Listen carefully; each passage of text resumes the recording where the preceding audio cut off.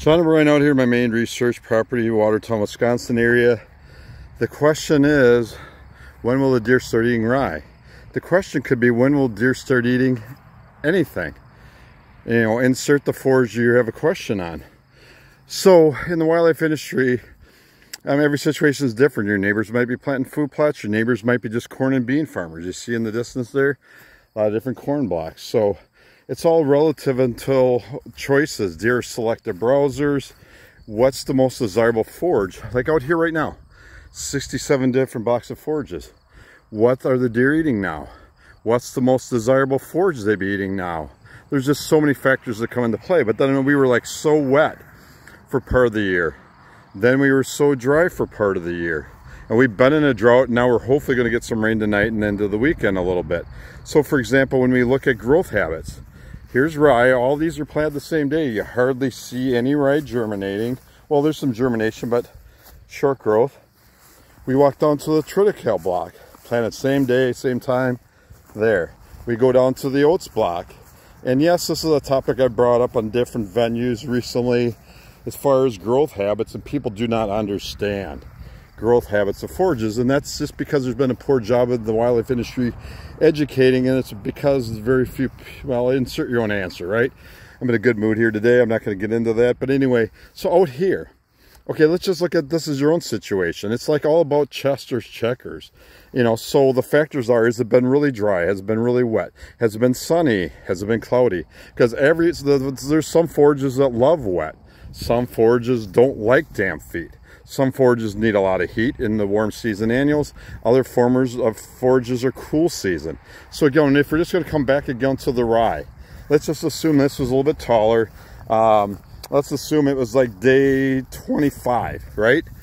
Rye is, because it's got lower bricks, lower sugar, lower plant nutrients compared to a lot of other forages in that early growth stage, tends to be not quite as desirable. Does that mean that they might not eat it?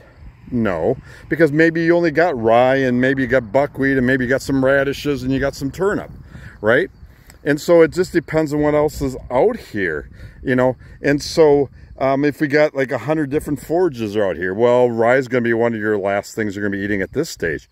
But then all of a sudden we roll into November 1st, or at that time frame, depending on when we plant. When did you plant? When did you plant the forages you planted? Let's just say if we planted everything out here the same day on August 5th, right? The clock starts ticking. A lot of forages are going to mature in 45 days. There's a good majority of these, whether it be the grains and some of these brassicas, are mature in 60 days, right? So August, count the clock, September 5th, October 5th. Once we get beyond that, then all of a sudden some of these things like your rye will start to come more into play, right? And that's going to be different than oats. So oats, for example, is going to be way more desirable earlier in the growth stage if you're planting a spring oat versus a winter oat earlier on in the game, because it grows quicker. So again, the speed of things growing also come into play, and as plant nutrient uptake, plant nutrient levels at the different stages of growth. That's my life. This is what I know. And again, trying to convey it to the average guy can be a little bit difficult at times, but that's why when people want cookie cutter answers, I can't give it, because the question's got to be, like I already went over, what is planted nearby? What else did you plant? When did you plant? What nutrients did you plant? What's the weather been like? Every one of those factors come into play. John and Brian just giving you a little panoramic out here in my world of research. And again, then on Tuesday, we'll be clipper cutting a lot of forages, doing day 50 analysis. That's an important date in my research career every year. That's the protocol I use, measuring nutrient contents and growth day 50 post-plant. There's a reason for it. We're not going to get into it in this video. Long 4-minute answer perhaps, but hopefully it gave you guys some food for thought.